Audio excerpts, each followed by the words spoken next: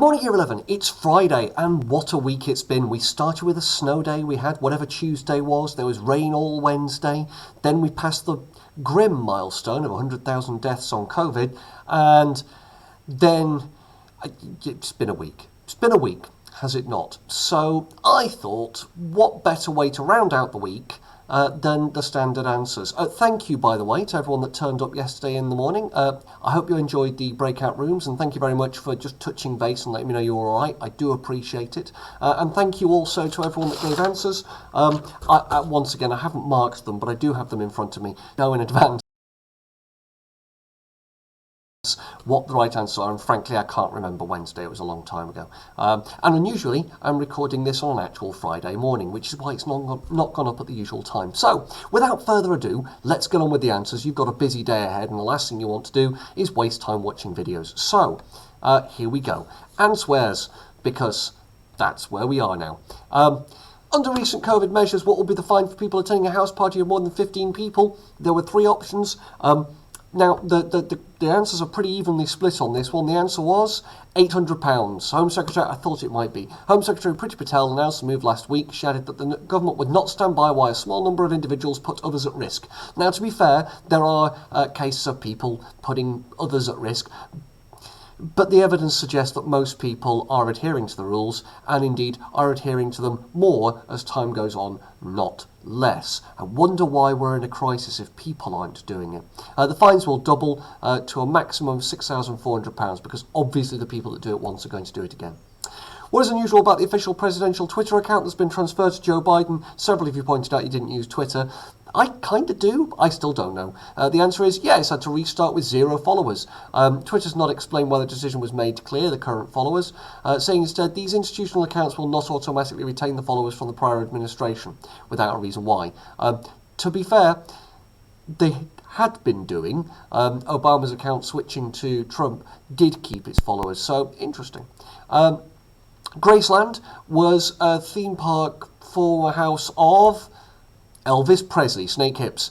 In the 2-hour tour, virtual guests will have the opportunity to ask their host questions, as well as seeing various artifacts, including Elvis's cars, jumpsuits, gold records, and movie memorabilia, because that's news. Question 4. Now, this was a bit of a clue, and I reckon, yeah, I think you all got this one. 'Twas Edinburgh. Well done. Oh, that's 4 for 4. I could probably mark as I go, you know. Castle Rock. Not Fraggle Rock, sadly. Question 5. Which Chinese city has recently marked 1 year since the initial coronavirus outbreak occurred there? It was indeed Wuhan. Well done. It's 23rd of January last year was when it was broken out, and that's when we date the start of the pandemic in the world, I guess. Rocket company Virgin Orbit. Oh, yes. Who's it owned by? It's the weirdy beardy of Richard Branson, doing 10 payloads lofted on the same rocket. Lofted. It's a good one. It's a good one.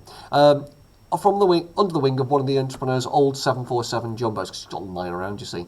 By using a jet plane as a launch platform, you can send them from anywhere, theoretically. It still takes an awful lot of fuel, though. But we got that one right. So far, not a single wrong answer. Larry King passed away at the weekend. What was he famous for? He was a television and radio host, famous for his braces and rolled-up sleeves, apparently. He conducted an estimated 50,000 interviews, good lord. 25 years as host of the popular CNN talk show Larry King Live, so named after him. Next one, yeah, you knew this one. 'Tis Putin. He's mad. He submerged himself in ice-cold water. Of course he did. Yeah, of course he did. In which country is Google threatening to withdraw its search engine? It is Australia, not France. Sorry, our first wrong answer. And they've said we won't yield to threats. I'm not sure where I stand on this. I genuinely don't know. Google gets a lot of money from advertising, and it's weird that that doesn't go to the search engine's uses, if that makes sense. So, yeah, paying rent, I suppose, but I don't know. I don't know. Question 10. What is the name of the storm that recently brought widespread flooding? Ah, that was last week, not this week. There's been more flooding since. It is indeed Storm Christoph. Well done. 2,000 homes in the areas near Manchester and northern Wales, so they don't count, they're in the north, were affected, and yeah, because they're in the north. It's not London, so we don't worry about that. Question 11. In which UK town was William Shakespeare born? This was a unanimous answer. Were you right? It was indeed Stratford-upon-Avon. Well done. William Shakespeare was an English playwright, because you might not know that. Question 12. In which city did this event take place last week? Yeah, you all got this one. It's Washington, D.C. Crowds had to stay away. It was a dazzling affair, apparently. This is a weird quiz. Next one, question 13. Jack Ma, what company did he found? It was indeed Alibaba. I actually knew that one. The billionaire met 100 rural teachers in China via a video meeting last Wednesday, so clearly proving he's free and able to move around.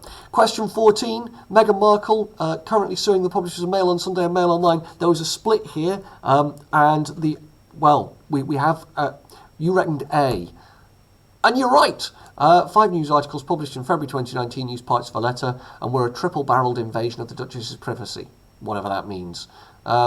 It's her father who did it, of course. Whoops. Question 15. Snowstorm in Japan caused a traffic pile-up. How many vehicles were involved? You reckoned 130, and you were spot on. That's a lot. 200 people caught in the pile-up. Authorities already enforced a 50 kilometres an hour speed limit on the road due to poor visibility. Which country is this flag? Well, everybody got this one. It's Sweden. I mean, you know, it just is. Or IKEA, whichever you prefer. Next one, unanimous answer. You reckon it was in Somerset. And you're right, I did not know that. I could have guessed it, I suppose, but I didn't actually know. Usually attended by 200,000 people. But, yeah, it'll be back on June 2022 at the moment. Question 18. Which country has Helsinki as its capital? You all said Finland. You were right. Even you, Francis. Well done. I say even you. That's unfair. Of course you knew the answer to that one. Question 19. It was a majority decision on question A. There are 12 miners, you reckon, stuck for 12 days. And you're right. They've been stuck since the 10th of January. Cause of the explosion is not known.